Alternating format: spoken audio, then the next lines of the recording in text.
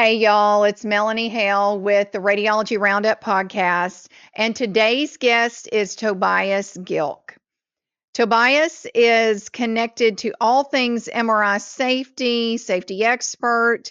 And if you've been in and around anything continuing education over the last couple of years, I'm sure you've heard his name. Tobias got his Bachelor of Arts from the University of Missouri, his master's from the University of Kansas School of Architecture. He is MRSE certified from the American Board of Magnetic Resonance Safety. He is also MRSO certified from the same board. Toby has served on the American College of Radiology MR Safety Committee. He is a founding member and past chair of the American Board of Magnetic Resonance Safety. And I'm so thrilled to have gotten to meet him this year and getting to know more about him. He is very passionate about advocacy and the direction of MRI safety. And so I hope you enjoy today's talk. My guest today is Tobias Gilk. I know if you are anywhere near imaging, especially MRI, or any fun facts about MRI, you have probably come across his name. And so I'm so glad to have had the pleasure of running into him, getting to know him, and actually saw him speak at a state meeting a couple of months ago. So welcome, Toby, to the Radiology Roundup. Thank you so much. Appreciate being here. I'm so excited to have you on. So, I was just looking over your background, doing a little research for today's show, and you come from a different place that I wasn't expecting as I get to read a little bit about you. And I'm going to go back maybe a little further than some people you might talk with. So, let's go back. And I know you went to college initially, to be a teacher? Well, I initially went to college to get away from home. We all did that. Yeah, we did that for sure.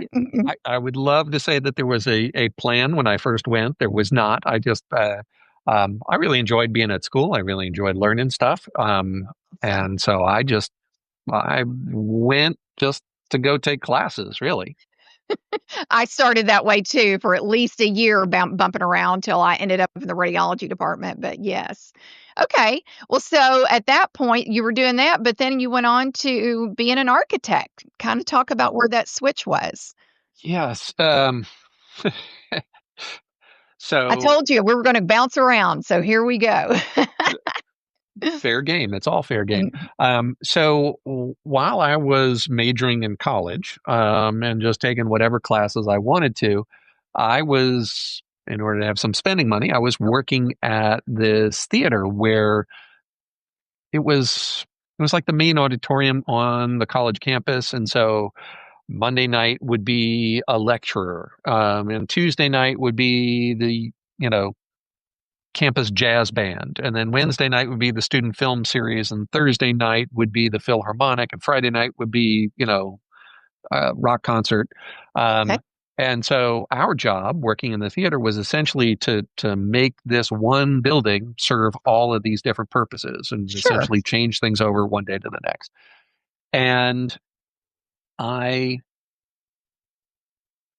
got frustrated because I was like, whoever designed this building did not really have an appreciation as to how it works, right? What people expect it to do. Sure.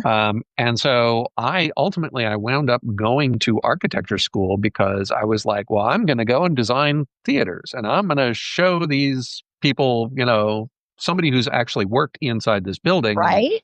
understands what the demands are. We'll have Gotcha. somebody like that do this.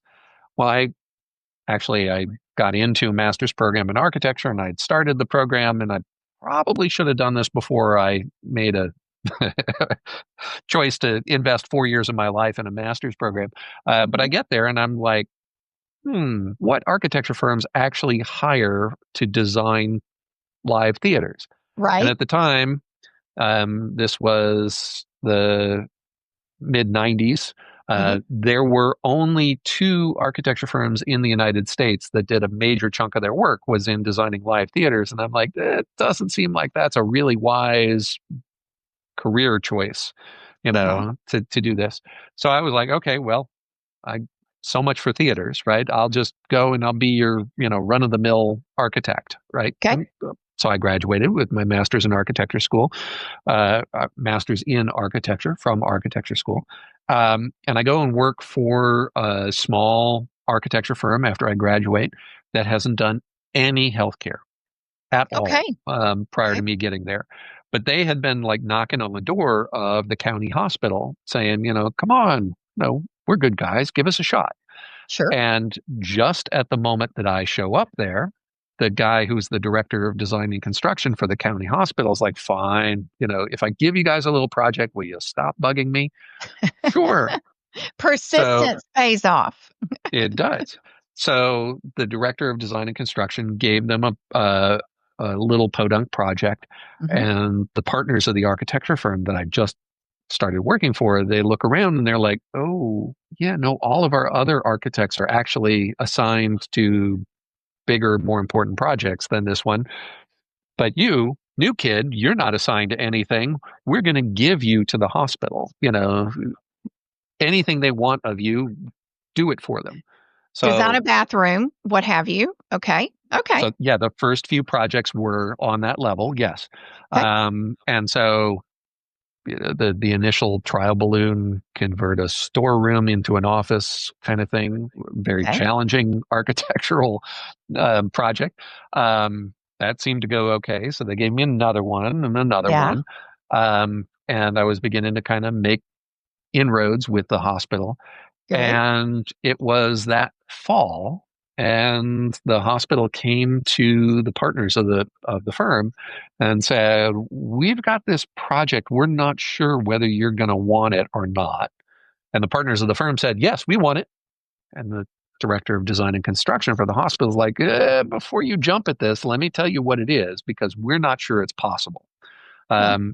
That the radiology department had been angling for a new MRI for Mhm. several years. And every year, the CFO essentially crossed it off of the budget. Mhm. And the hospital had a really good year that year. And so the CFO was, I tell you what, I'll make you a deal. I will fund your new MRI if you can put it in so that I can amortize it on the current year's books, which means you have to scan a clinical patient before the end of the year. It's October.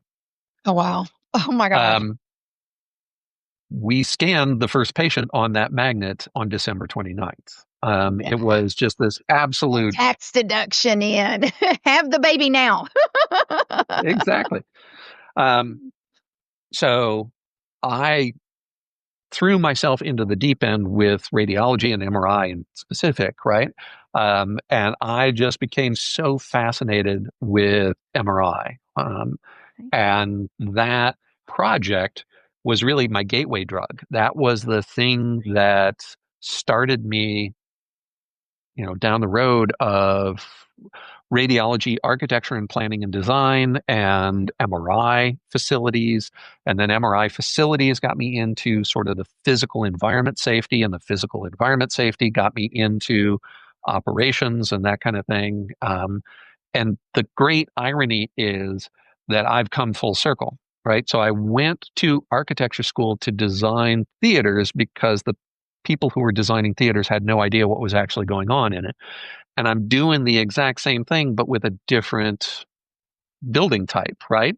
Right. I continue to be an architect, and I continue to practice, and I design MRI facilities Wow. because I see an awful lot of them that are designed by people who have no idea what care involved in, those spaces, what that Absolutely. looks like or what that requires. Um, and so I'm doing exactly what I set out to do, That is just crazy. totally differently. And as I'm listening to you talk about this, I could hear you building up as you were talking about looking for that job as designing theaters, and then that just the let down when you found out what that was like. But then you got all excited and passionate sounding again when you started talking about, wow, this was my gateway to learning all about imaging and MRI and how to design a department, because So many people do design them and don't ask anybody on how it should be done that are in the inside and are the experts. And I've been that technologist. Did anybody think about how this looks in this room when they put the wall bucky over here? I mean, it's just that kind of stuff. Yep. So interesting. So interesting. So you did this job, y'all scanned the patient. What happened after that? Where did it go from there? So that project was 1997 when we Oh, did wow. that. The magnet was a zero point 0.3 low field open magnet that we were rushing like crazy to put Oh that my. in. Anyway, so the project that nobody thought was possible, we pulled it off. And so I was like the golden child for radiology in particular. They were like, we're not letting this guy out of our hands. He can't design anything anywhere else in the hospital. We're going to keep him busy, right? Um, so I wound up doing I did a nuclear medicine exam room, a gamma camera room. I did a CT simulator room. I did some ultrasound rooms. And Okay. then a few years later, the hospital was primed to go from the two MRIs that they had. They needed a third one. They were growing. Oh, And so they brought me in to design this new MRI. This is in 2002. okay. At the time, the ACR had just then published what was originally called the white paper on MR safety. Mhm. And that was the first time that the whole zone 1, 2, 3, and 4, that whole concept was really sort of introduced in that document in Mhm. 2002. And so the lead MR tech essentially hands me the freshly published ACR white paper and says, whatever this says about safety and sort of the physical environment, I want you to do it. Um, okay, so I'm going to do this, but I read through it and I'm not exactly sure what it says, and I don't really understand Yeah. it. So I'm like, well, they told me I'd have to do what this says, and so they probably know what it says. I better figure it out. Yeah. So list of authors. Who's the first name on the list of authors of this document? Okay. This guy, Dr. Emmanuel Canal. Well, I don't know from Adam. Um, so I wind up calling him up at University of Pittsburgh Medical Center.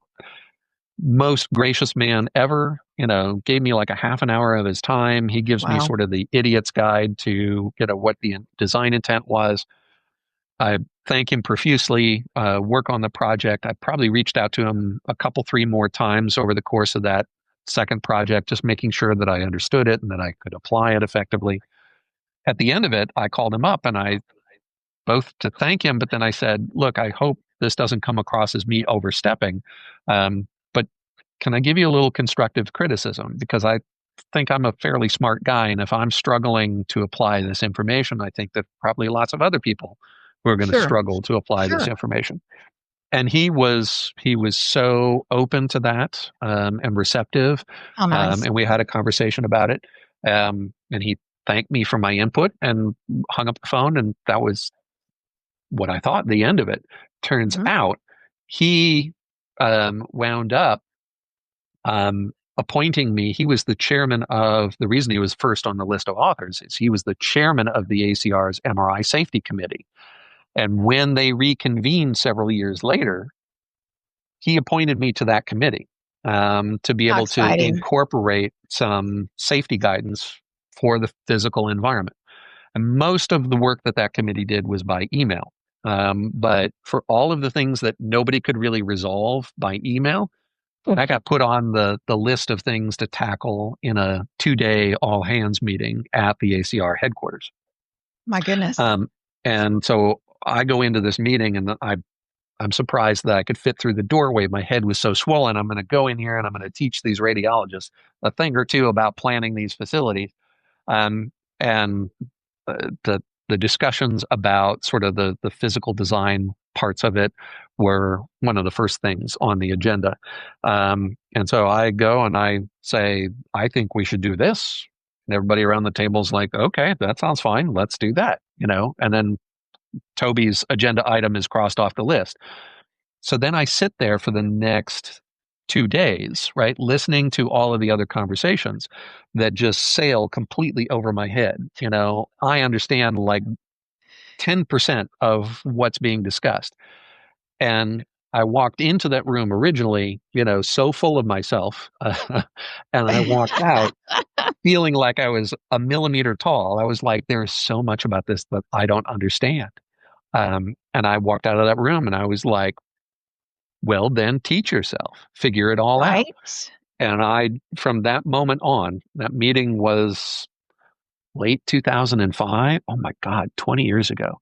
Oh my Um, gosh, it has been. Wow. Something on that order. But I remember vividly walking out of that room going, I don't like being the dumbest person in the room. I don't think I want to do that again. And so I was like, everything I can learn about MRI safety, patient care, operations, the finances of it, physics of MRI, specific information about the different OEMs and the equipments and, Mhm. all of that sort of stuff. I'm like, I'm going to be a sponge. I'm going to soak as much of this up as I humanly can. Um, and that is really sort of the last springboard to, my decision to do what I do. Okay. Well, so you were a part of this architect group, and this Still there. timeline is going on, and you still are, Yeah. Yeah. I but spend you about, have your own group too. yep. So I do about half my time working with the architectural group. It's a group Okay. called Imaginatively Enough Radiology Planning. And so about half my time is with them, and about Okay. half my time is doing independent consulting Right. on safety and MRI operational issues. Okay. Okay.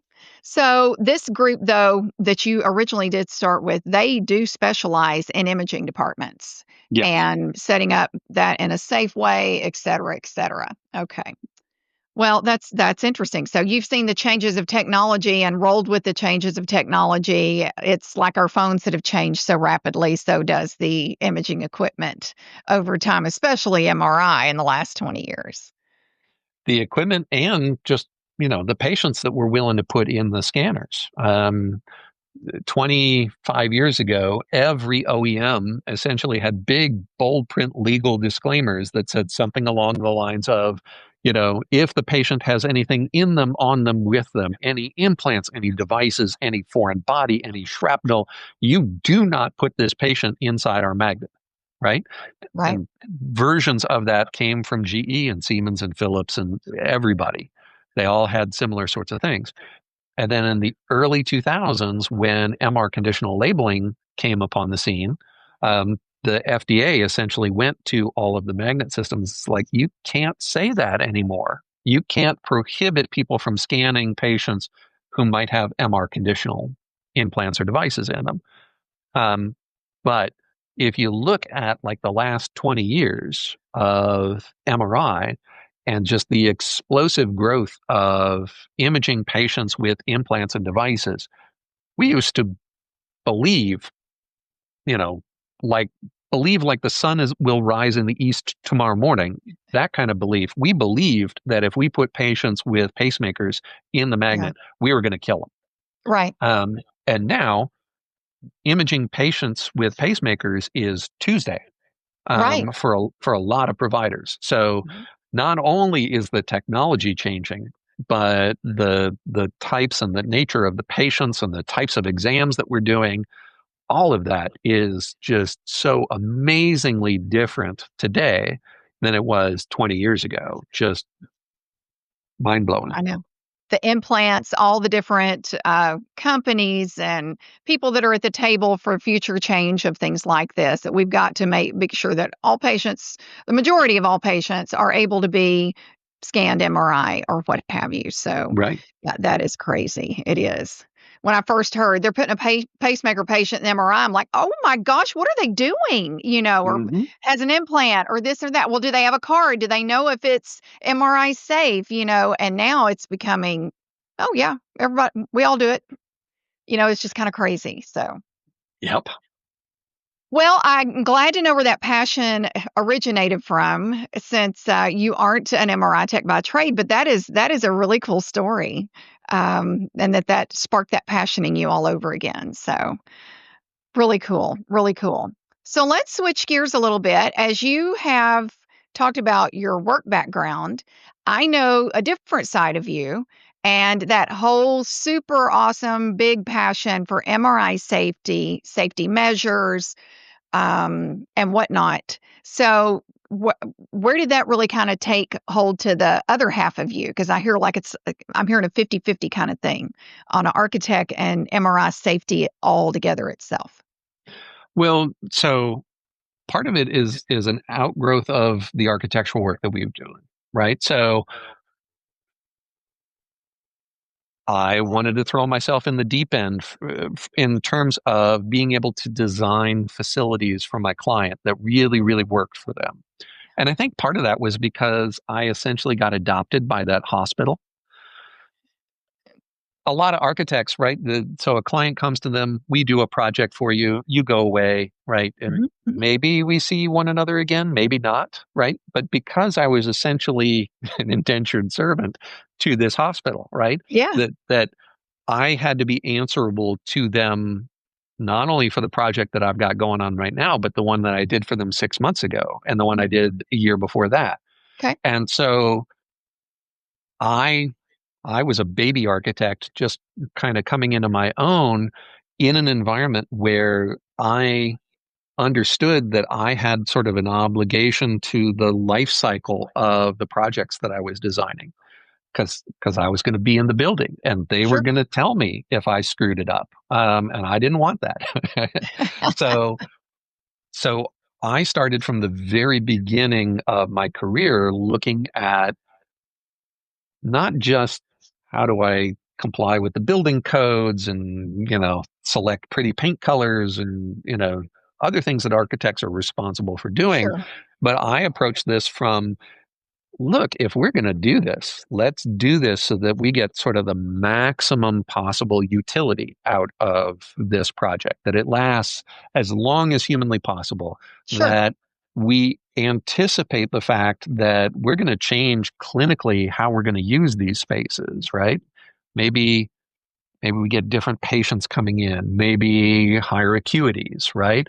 Maybe we get an entirely new referral base. Maybe we didn't have really sort of orthopedic practices that were referring to us last year, but maybe next year we do, right?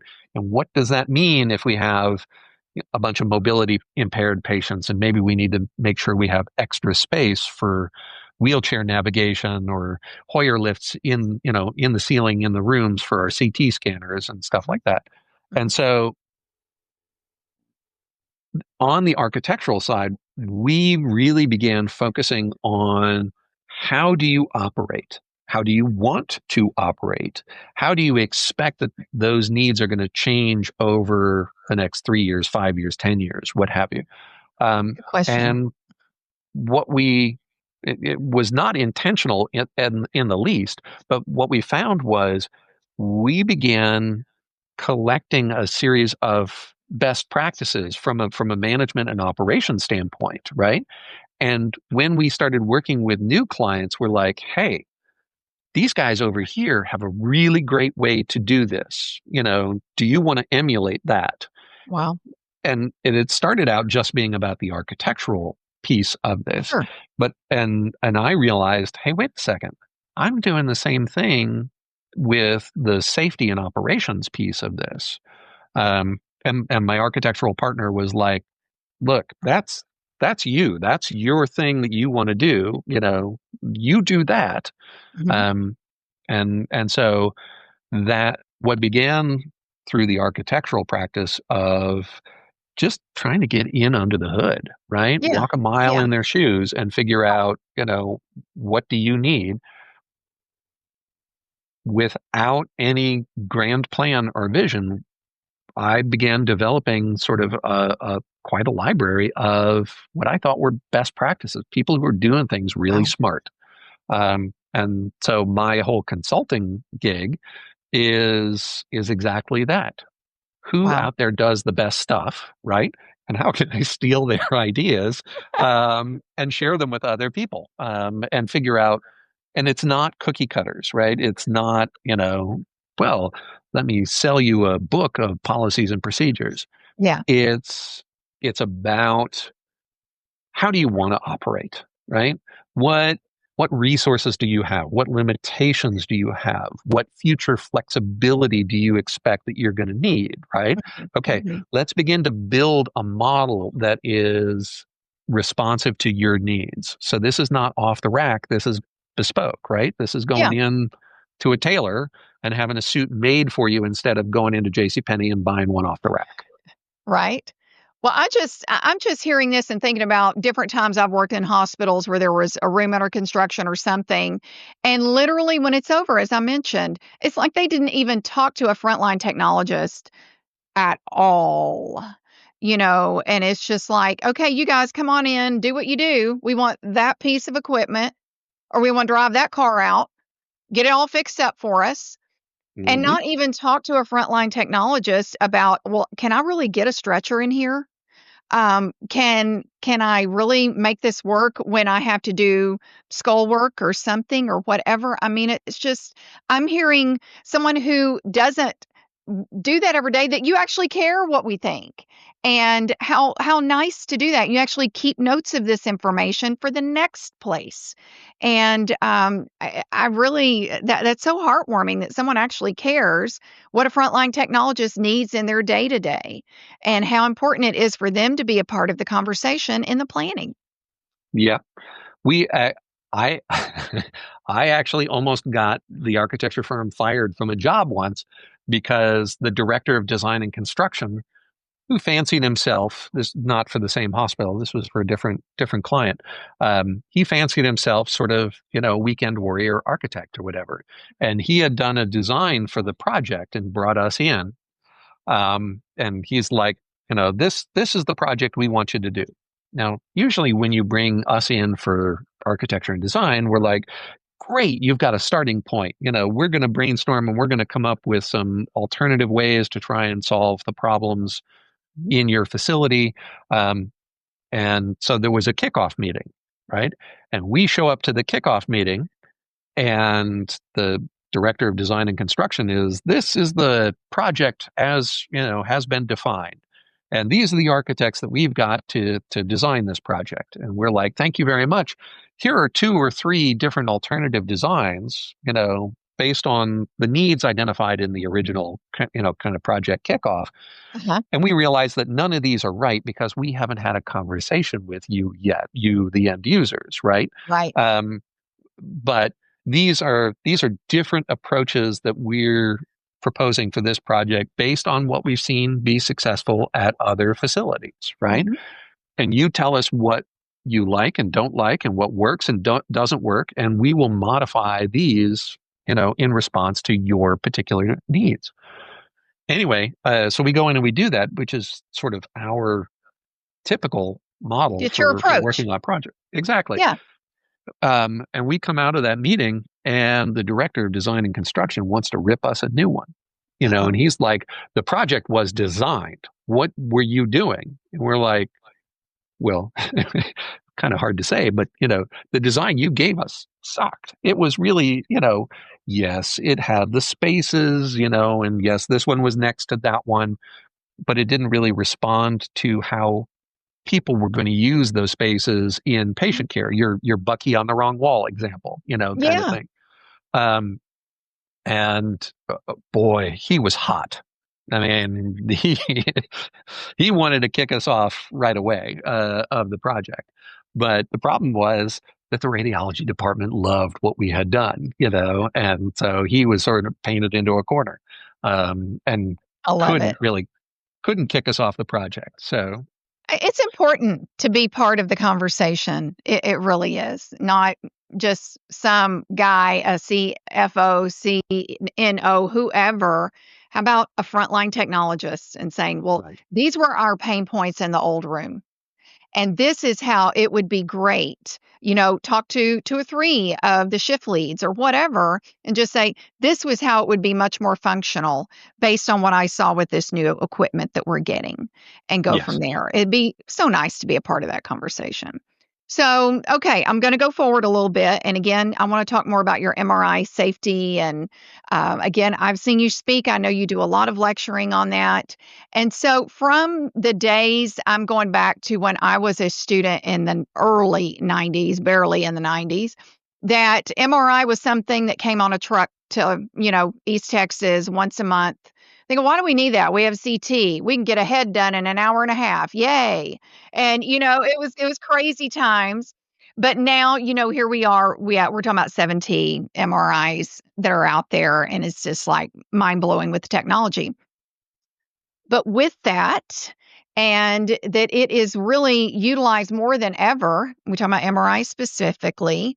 Um, you said something, and you showed a slide when we were in Missouri, and I saw you speak, that it is, even though we have more education available to us, that there are more accidents now than ever. And, I don't know, maybe if it wasn't reported as much as it is now, or people don't find out, or we have cell phones in our hands, or we have social media, or whatever the reason may be. I don't know. What is going on with that? And why is that? In the last, we'll say 20 years, that MRI safety was here on the graph, and now it's here on the graph with MRI accidents. Yeah. So some of it probably is everybody's got a cell phone in their pocket and can share Yeah, a picture or something. So I have no doubt that that's kind of contributing to the availability of more information, right? sure. But people's having a cell phone in their pocket, the data that I was presenting there are reports filed with the FDA. Okay. Having a picture that you can share on Facebook is not the same thing as Yep. submitting a formal report to the FDA. So, might people be more inclined to submit the formal report because a picture is out there circulating? Maybe. Um, but I think it boils down to a couple of things. One, there is zero, and I'm not being metaphorical or exaggerating here. There are zero MRI safety point of care uh, regulations from the feds. There are zero MRI safety at the point of care state licensure requirements that I'm aware of in any of the 50 states. Um, so contrast that with ionizing radiation, right? Yeah. So every state is going to have strict limits on exposure to ionizing radiation, both patient exposure and occupational exposure. If that exposure comes from a radioactive material instead of, a linear accelerator, X-ray tube, if it comes from actual radioactive material, now you not only have the states involved, but you have the feds involved That's because you have to get a radioactive materials license from the Nuclear Regulatory Commission. So we have all of these kind of structures in place, and they're not perfect, but they're damn good yeah. in terms of defining safe practices for ionizing radiation. None of that exists on the MRI side. I Not don't a whole understand lot why. less, Yeah. but none. I think part of it is struggle with imagination. So on the ionizing radiation side, when in healthcare we discovered, oh, X-rays might potentially be harmful to people, and we need to come up with some structure or standards around that. Right. U.S. Department of Energy had already developed that for workers in the Manhattan Project, people True. working in the nuclear weapons industry, Hmm. and they had workplace safety rules. And so on the ionizing side, they just went in and copied and pasted, right? They took the Okay. Department of Energy workplace safety rules for ionizing radiation, and those became the basis for state regulations in all 50 states. Okay. Radiation regulation from state to state, it's remarkably similar. Why is Okay. it remarkably similar? Because they copied the same source material, Hmm. right? All An right. MRI comes upon the scene, right? And everybody's worried about ionizing radiation. And MRI Hmm. shows up to the party and they're like, okay, how much ionizing radiation does your device produce? And MRI says, well, none. None. Hmm. Okay, great. Welcome to the party. We don't have to regulate you. And even if they did want to regulate, there was nothing to copy and paste because there was nothing similar to Sure. MRI that happened before it. So where do we go, right? Who's going to write a set of regulations, a set of standards for this thing that's brand new? We don't know if it's really going to go anywhere, you know. And so MRI, from a safety regulatory standpoint, just kind of slid under the radar for the longest time. Um, I mean, from a regulatory standpoint, that's true today also. Mhm. But the beginning of our conversation, where we talked about how much the MRI scanners have changed, we talk Oh, about yeah. how the referral patterns and the exams that we do on patients has changed so dramatically. We talked about implants and devices in foreign bodies in patients and how that's changed so dramatically.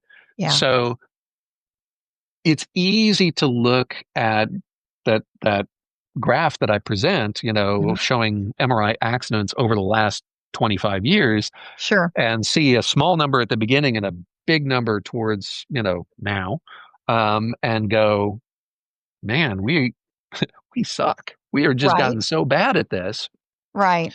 But the thing is that assumes that MRI in 2025 is more or less the same thing that MRI was in the year 2000. Hmm. And it is not. And it's not. No. MRI today, the people in 2000 wouldn't even recognize what we do today in terms Right. of the patients we see and the care that we deliver and that kind of thing. So much has changed. And most of those changes that we have implemented all come with little bits of risk attached to them, right? Sure. So going from 1.5 to 3 Tesla, right? Is 3 Tesla more safe than 1.5? No. Is it more dangerous? Well, in some situations, yeah, it Yeah. is, right? Okay, so there's a little bit of risk that we get from going from 1.5 to 3. Fast spin echo. As we add pulse sequences that use more radio frequency energy, right? Is more radio frequency energy safer than using less? No, there's some risks associated with RF energy. Okay, Yep. so these super fast acquisitions with high radio frequency energy and, by the way, high time varying gradient energies, each of those come with little tiny slices of risk. Is a patient with a foreign body more safe or less safe in MRI than a patient who has nothing? Well, they're a little bit less safe. There are some risks, or at least potential risks, Mhm. associated with the patient with the foreign body or the implant or the active implant like a pacemaker, right? Mhm. And Mhm. so we take all of these little things that just add, you know, little tiny bit of additional risk and we compound them, right? Because now we're imaging our 120 kilo patient who has artificial heart valve, on Yeah. whom we're going to do some really intense imaging with ultra high, you know, gradient and radio frequency fields, and we're going to get better resolution of, you know, for imaging this patient at a 3T magnet, right? Yep. And so in that Yep. one exam, we've compounded 3, 4, 5, 6 of these risk factors in one exam, and that happens all the time. Sure. And we've never effectively recalibrated what's the minimum practice expectation to deliver safe and effective care, so that that practice model is essentially the same as it was in 2000. But we're dealing with all of these additional risks a quarter of a century later.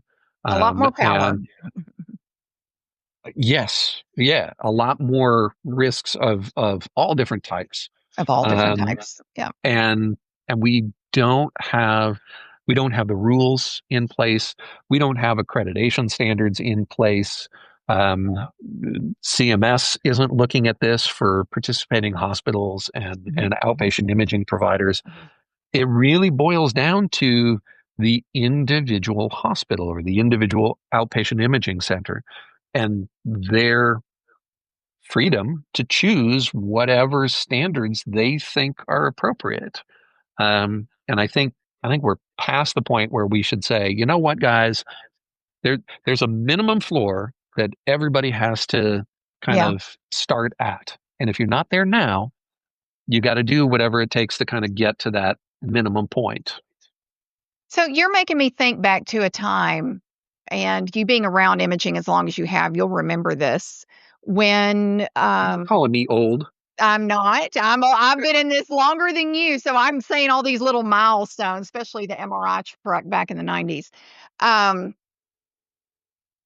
when we were on the brink of DR, but CR was there, and CMS said, "Well, we're gonna give y'all a cutoff date. By this date, if you have CR in your facilities, you're not going to receive full reimbursement."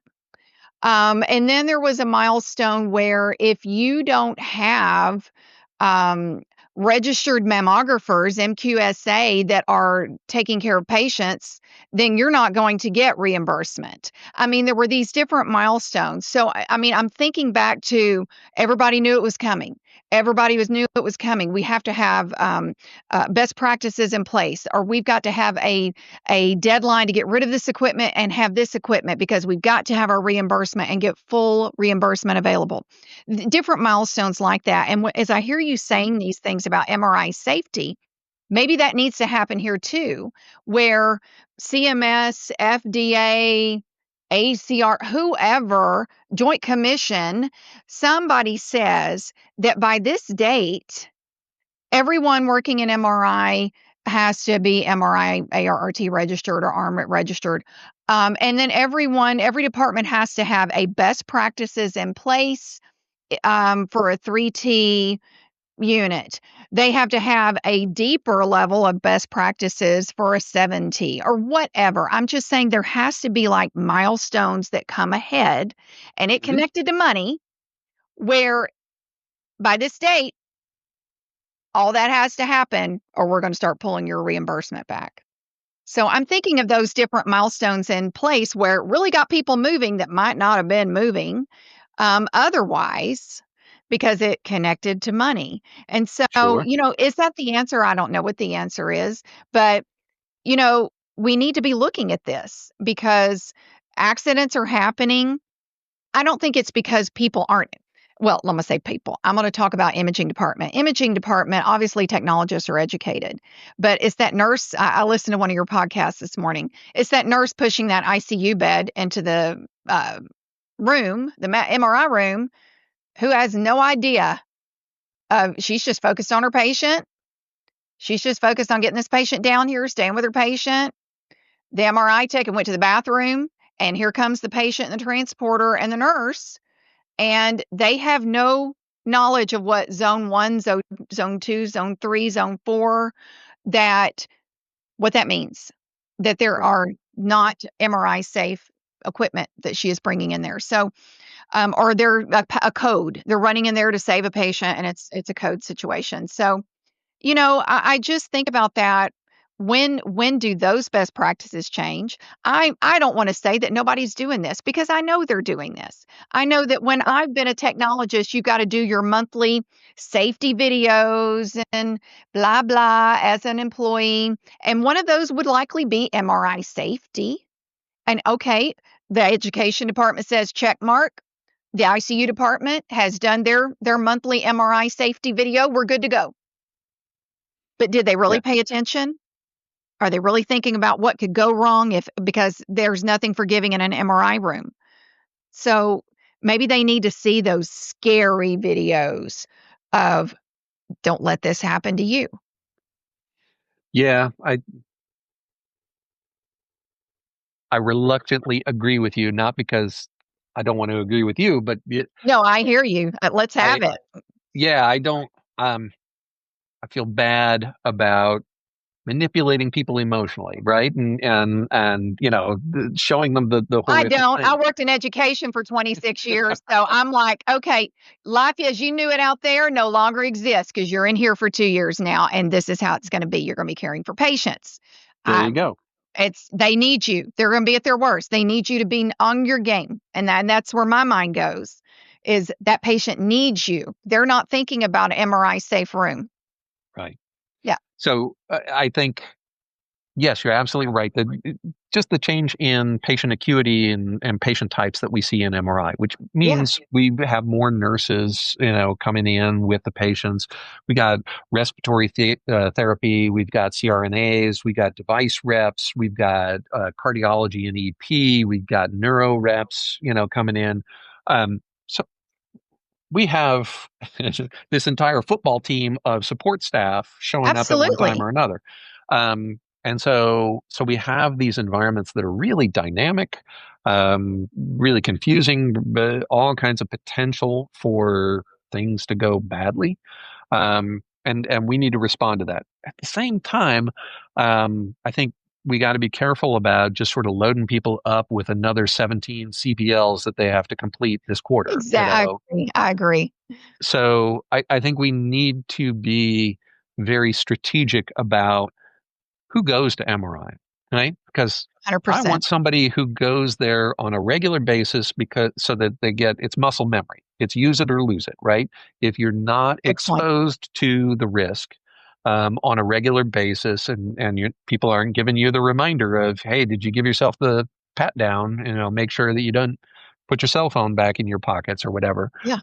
If you're not getting that on a regular basis, that those habits, that pattern begins to kind of Right. slowly dissolve, right? And you Good lose point. it.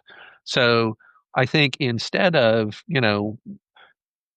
whichever ICU nurse is available at the moment is the one who's going to go down with the patient, I think we need to say, you know what?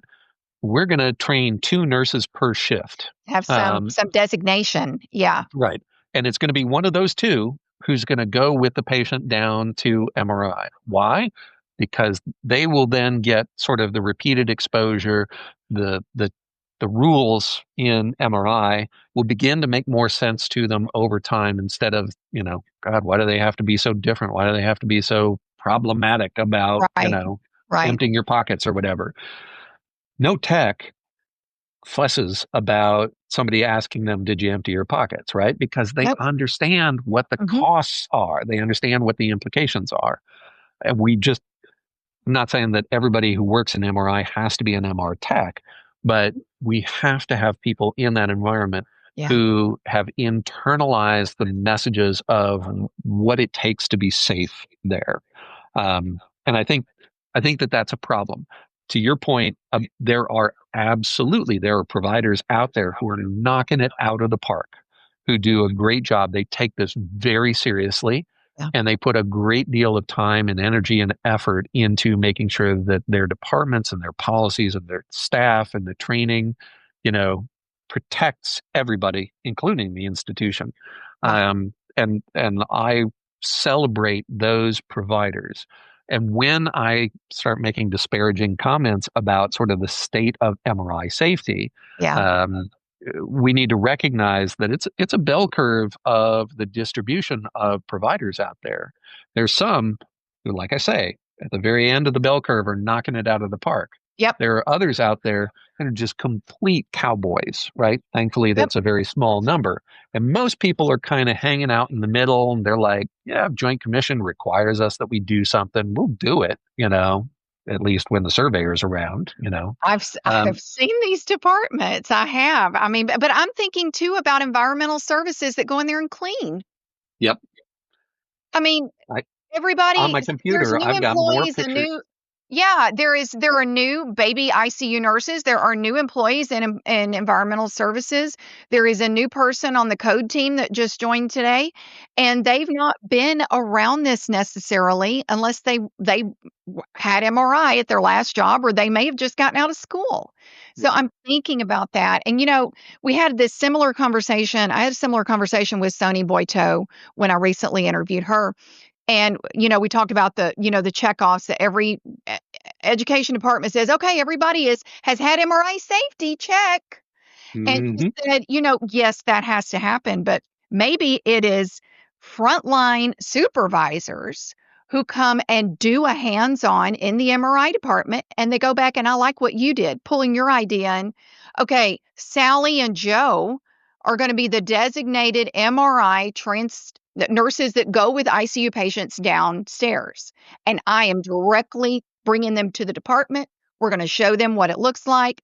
Everything in the pockets goes in the basket. Your badge, everything, your phone, everything. And the next zone is this, and the next zone is this, and it can only be on this bed. So maybe, and she said frontline supervisors should be hands-on training. So maybe it's a combination of the two. I used to say this to students all the time, and I hate that it's true, but in my experience, it takes an event to cause change. And the event is usually at the expense of a patient. Yes. And I hate to say that's still true today in 2025. I've been saying this for 20 plus years. It takes an event to cause change, but it's usually not a good event. So first off, Sunny is brilliant. And I share her sentiments about, sort of, I did consulting for a hospital. This was a number of years ago.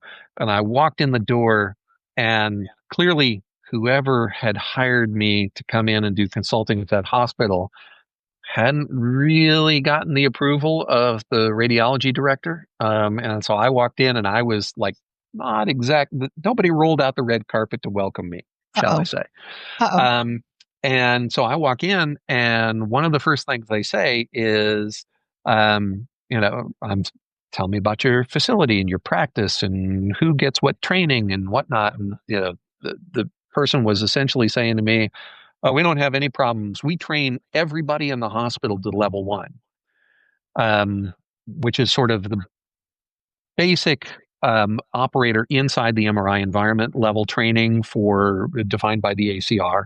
Hey. And I'm like, you train everybody in the hospital to level 1? And they're like, yes. It's a good answer.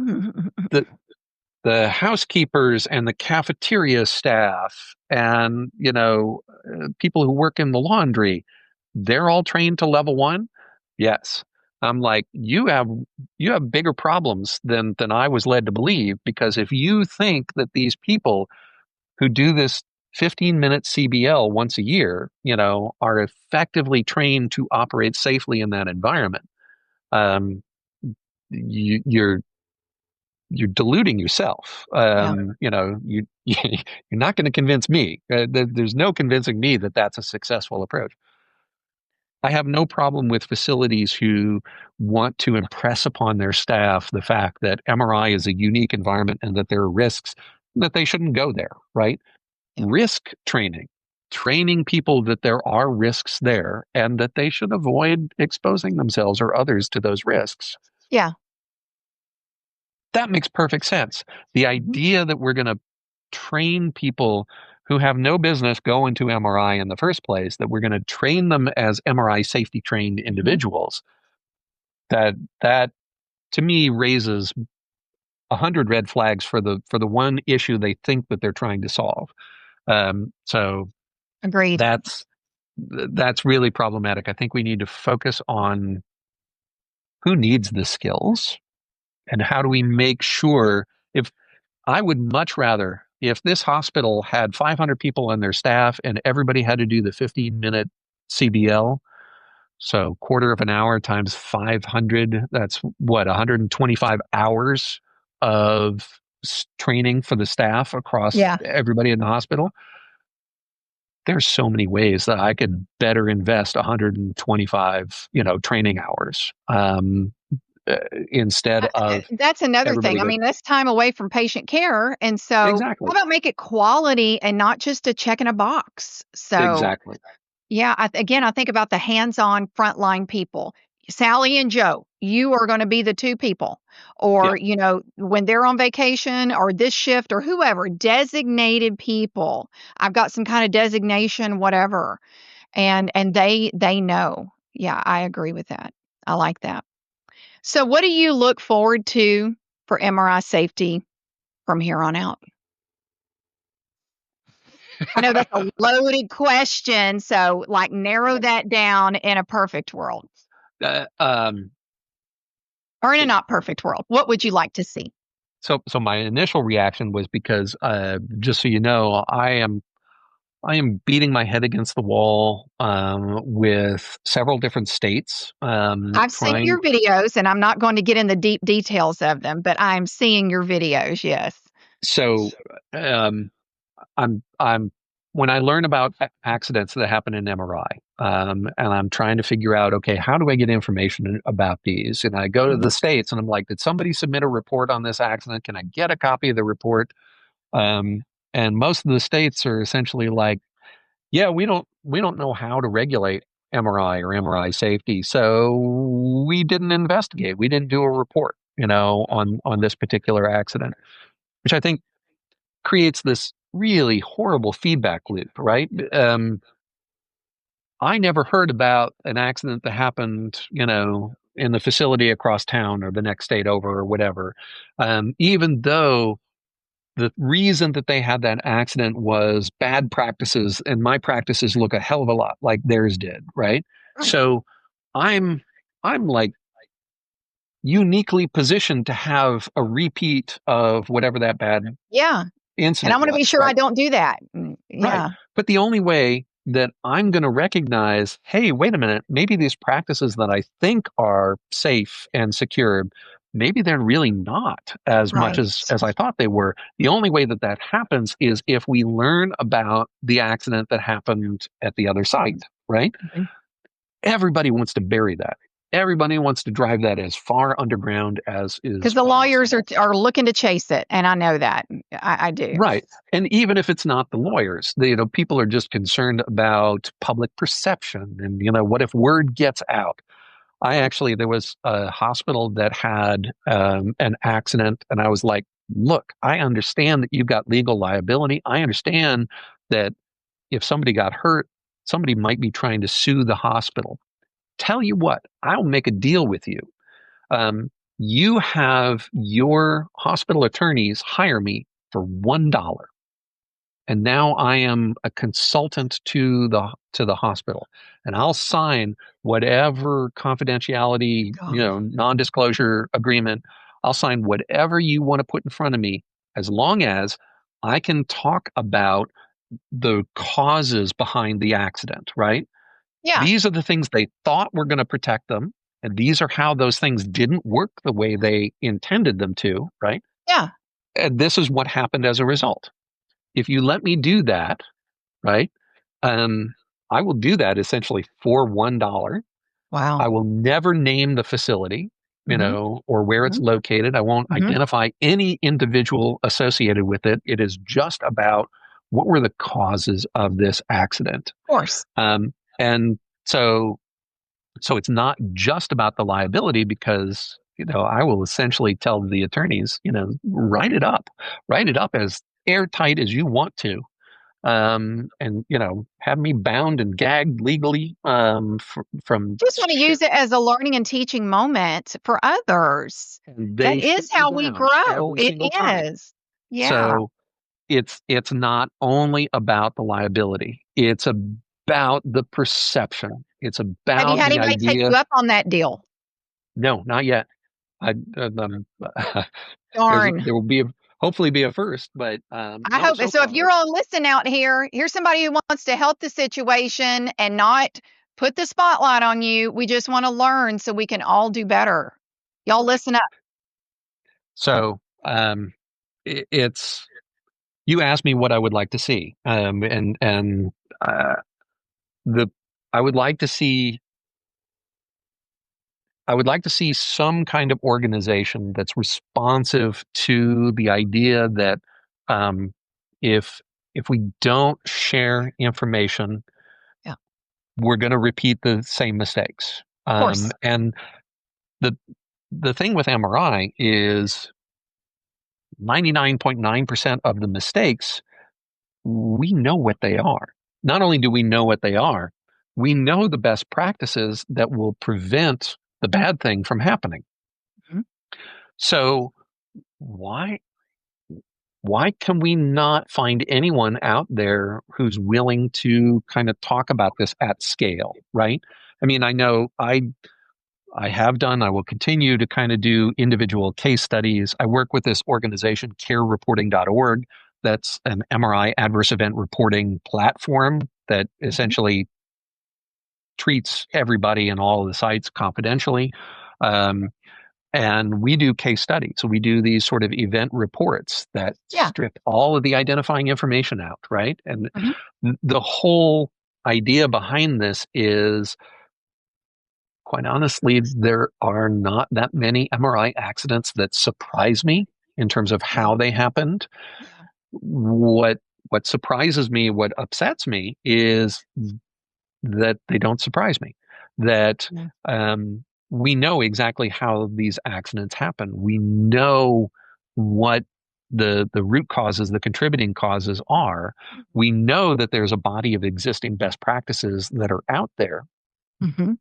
But because nobody talks about these accidents in sort of a information sharing, risk management kind of way, and because there are no objective standards from the feds, from the states, from the accreditation organizations that say, you know what, these are a half a dozen best practices that dramatically reduce injury accidents. We think these half dozen things are things that everybody should do. Sure.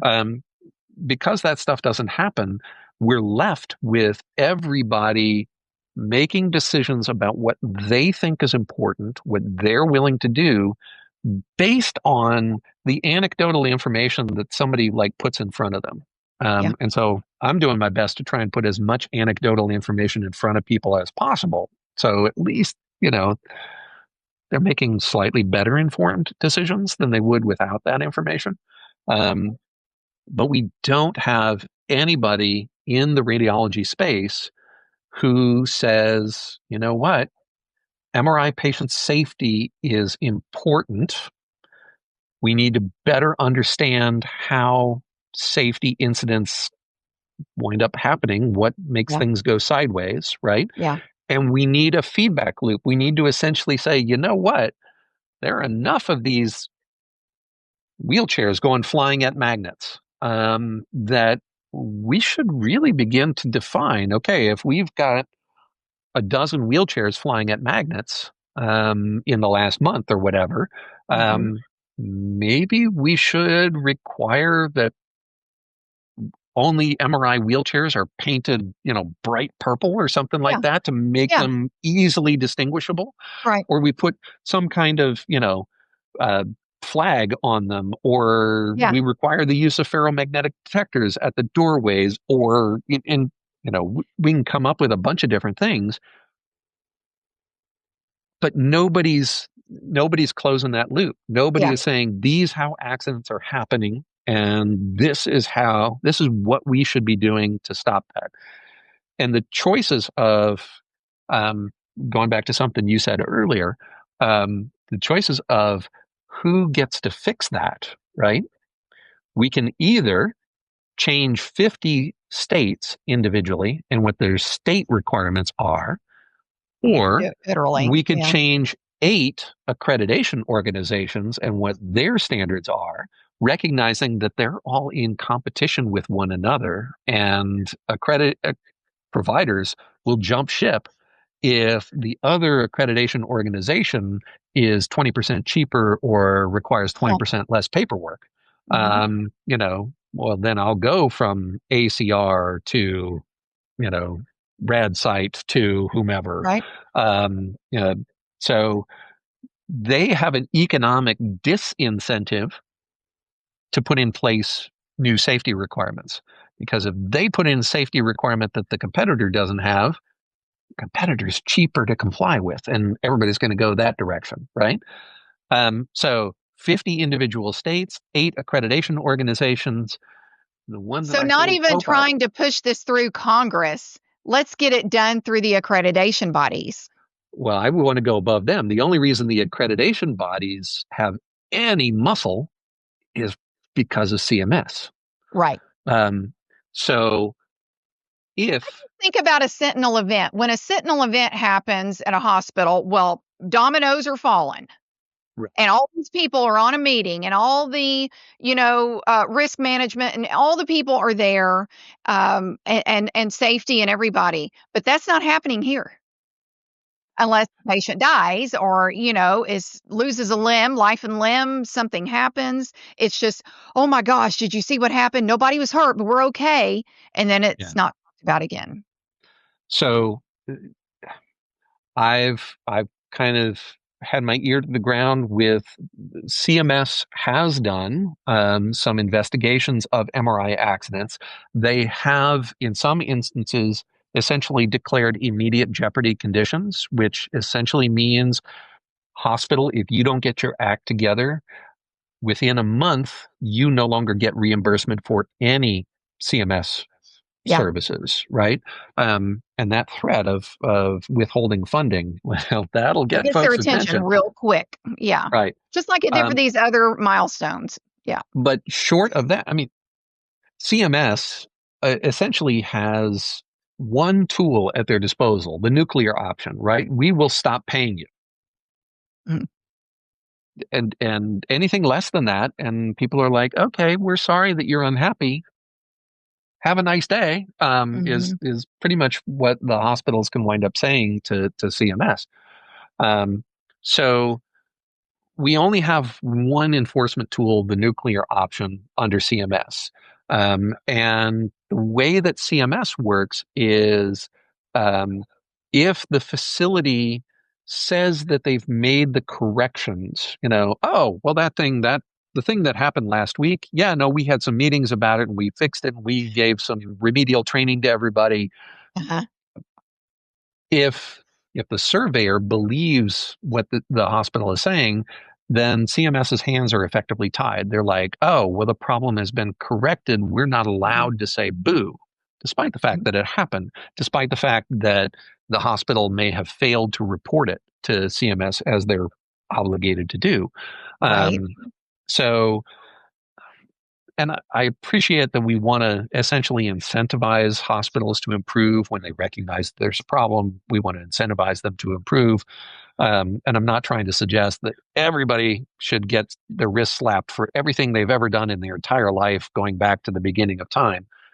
The But best we place is gonna have problems. The best staff is gonna have problems. We're all human, and things will exactly. happen no matter what all we put into place. But I think we do need, with MRI, we do need to essentially say, this is the floor. Everybody has to do this, Yep. whatever this is, and we can Yep. have conversations about where that floor really ought to be. Right. Um, but at the moment, there is no floor. At the moment, it's choose your own adventure. Whatever you think is good enough until somebody gets hurt. Right. And then, people are going to run around with their hair on fire and they'll be yelling and screaming. Um, and then 6 months later, it will be whatever you think is fine is probably fine again. Mm. And it's this Groundhog Day. The stuff keeps It happening is over and over. Groundhog Day with this. It is for sure.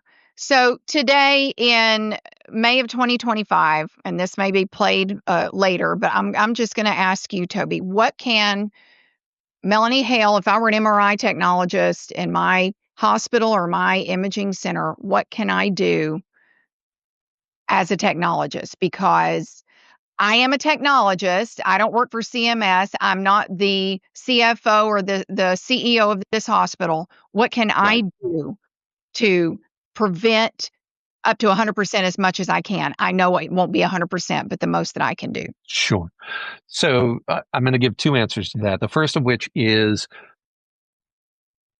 work on yourself, work on your own knowledge and skills of MRI safety, right? And I've been focusing my professional career on MRI safety for the last 25 years.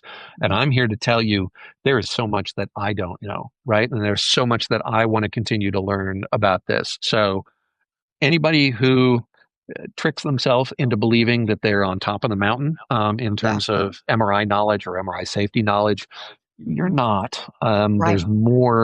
There's more than any one human being can learn in their lifetime Okay. on this. So, number one, work on yourself. Number two, and this may sound a little sneaky, Follow your site's policies. And I say that knowing that a whole bunch of sites have really lousy written policies, right? But if this is sort of a malicious compliance type of idea, right? If you have a patient who shows up with an implant Mhm. and they want to do a study that's off label for that implant, and your policies don't describe, hey, under these conditions, you may scan the patient off label, right? If that, even if, I know that there are hundreds of sites out there, it's like, well, I know our policies say this, but the way that we actually do it is Uh-huh.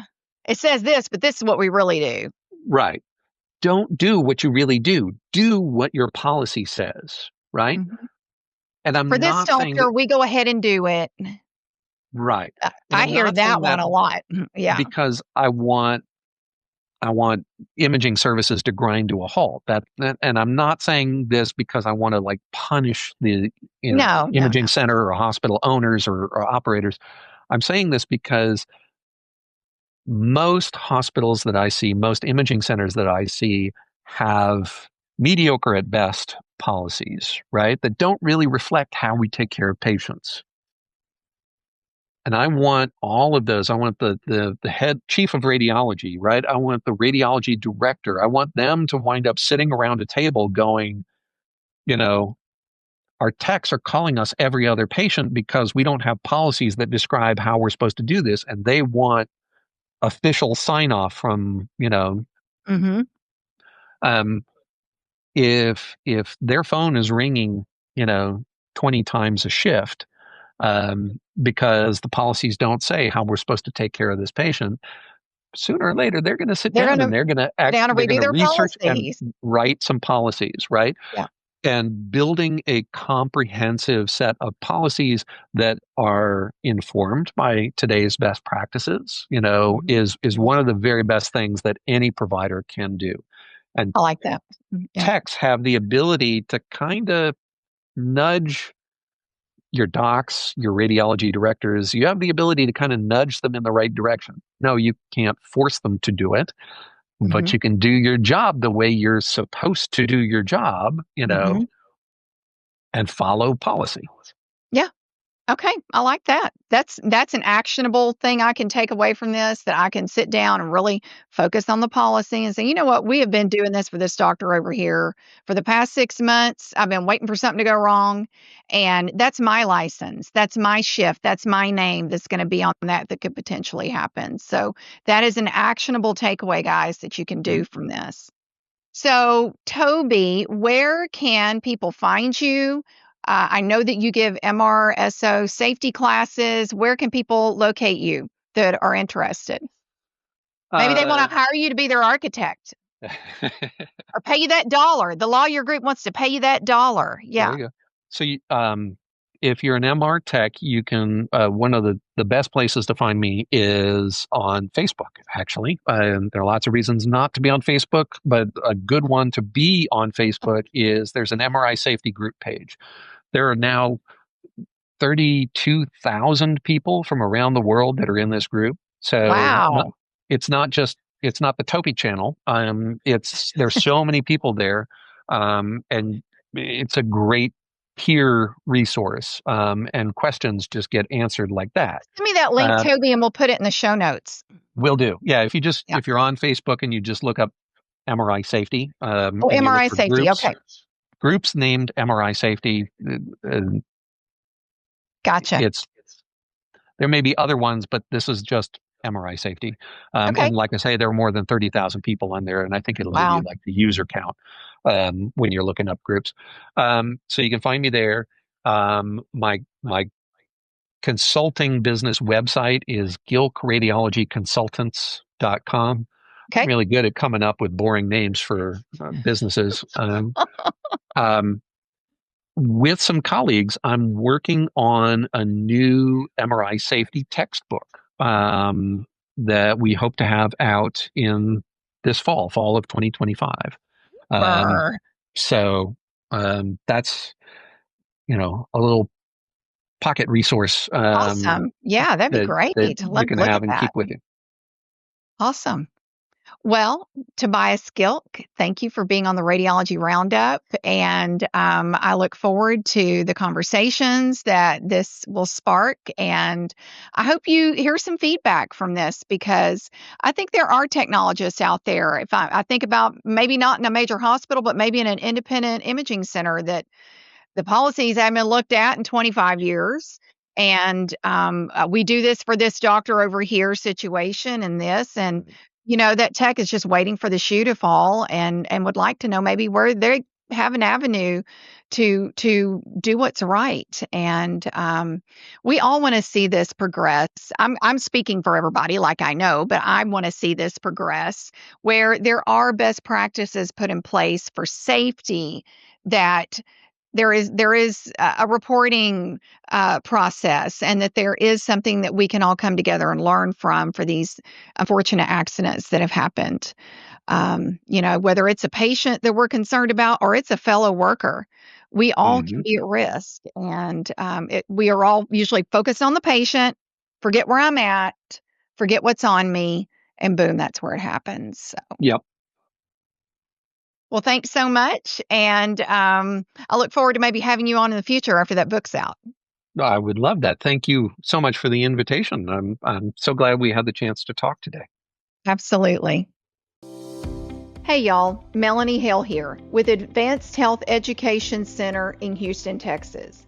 AHEC has been a leading provider of continuing education for healthcare professionals in the imaging sciences since 1988. Our mission is to provide you, the radiologic technologist, physician, sonographer, nurse, and allied health professional with evidence-based education and training that increases your knowledge, enhances your competency, and overall improves patient care.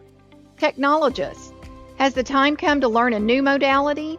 Are you limited in your resources and, more importantly, time available to learn a new modality? AHEC is here to help. We have online and in-person delivery methods available for mammography, bone densitometry, sonography, CT, and MRI. AHEC also offers CME for physicians, including in-person ultrasound training. We have continuing education available via live webinar, on demand, at-home study, and in person. We offer specialized corporate training classes both online and in person. Do you have a specific staff training need? We will come to you. Want to host a continuing education event for your staff and community? Hey, we do that too. Did you know AHEC also offers mammography consulting services? We provide on-site services to assist with regulatory inspection issues as well as accreditation reviews. Our consultants can design an acceptable compliance plan or a plan of action to correct deficiencies specific to your facility. Check us out at aheconline.com. Check us out wherever you social, like, follow, subscribe, and stay in touch with the many course offerings, events, and stackable learning courses we offer. Have a specific need? Give us a call at the office, 800-239-1361. Make the change from cheap continuing education to affordable quality education that you can use. It's time to invest in yourself.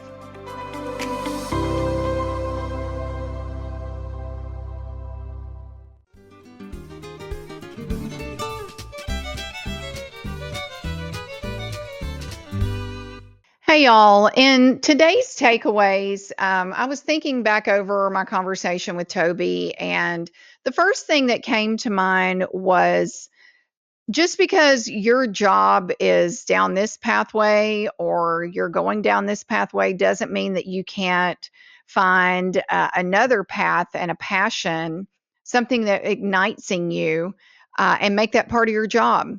Toby started off as an architect out of school. He was working with a firm that was working in a hospital and ended up in the imaging department. As he said, I didn't know anything about MRI, about imaging, but I educated myself and became fascinated. And that led him down this road, 20 years ago, 25 years ago. So it's incredible what when one door opens, what another door will open, and what that could strike a passion in you. He didn't leave his original, path. He just grew it out a little bit and has led him down this whole network of MRI safety and educating the public and making us all more aware, hoping to get, new best practices and stuff in place. So, just because you're going down one road doesn't mean you can't grow that road or include another passion in that. And I encourage everyone with what we're doing on a personal level or professional level. Maybe you're a technologist and you've never thought about management. I've told this story before. Maybe you're a technologist and you never thought about being an educator, but an opportunity presents itself. So, as technologists, we have this option to find passions within our job that may take us down another road or another direction. And Toby did that too. And it's really exciting and very heartwarming to hear that. So keep your eyes out. See if that other passion comes along your way. Don't be a silent technologist. And he didn't say that, but that's what I was hearing as I was, finishing up my talk with him. We learn as technologists all about MRI safety, but none of us know all of it. Not even the most experienced MRI tech knows all things MRI safety. Um, Certainly with our coworkers and those coworkers outside the department and all those different departments that could come in contact with an MRI room. Advocate for patients. Be that advocate as a technologist, the safety of coworkers, overall as pride and a technologist ourselves. When have your policies been looked at? When y'all put your first MRI magnet in, the last Joint Commission site visit, the last state site visit? Maybe the policy was never updated, just a new date put on it. I'm just saying these things because I've heard these things. Maybe it's time to start a focus group at your work and look at those policies and say, you know what? This thing is so outdated. Or now we have a 3T magnet in our department. Oh, now we have a 7T magnet in our department, and we really need to tighten down these zones, tighten down who comes and goes, um, what have you. Extend those policies outside your department. Maybe the model like we talked about today is the way. Only designated, deeply educated, and checked off, whatever term you want to use, hospital certified, MRI department certified employees or floor nurses or housekeeping can go into that last zone. Maybe there's some kind of new safety direction that you implement at your hospital, and become the gold standard on MRI safety and setting up even deeper measures than what are already in place. Get those policies out, blow the dust off of them, step up, get a focus group together, and go through them one by one. Look at what's there, what's accurate, what's current, and what's missing. And then how we can better educate employees outside of the imaging department, outside of the MRI department that involve transportation, linen service, code process, everything. Um, Everybody, biomed, everybody, maintenance, everybody may need that. I'm making this up. MRI certified safety knowledge stamp of approval for XYZ medical center, whatever that looks like.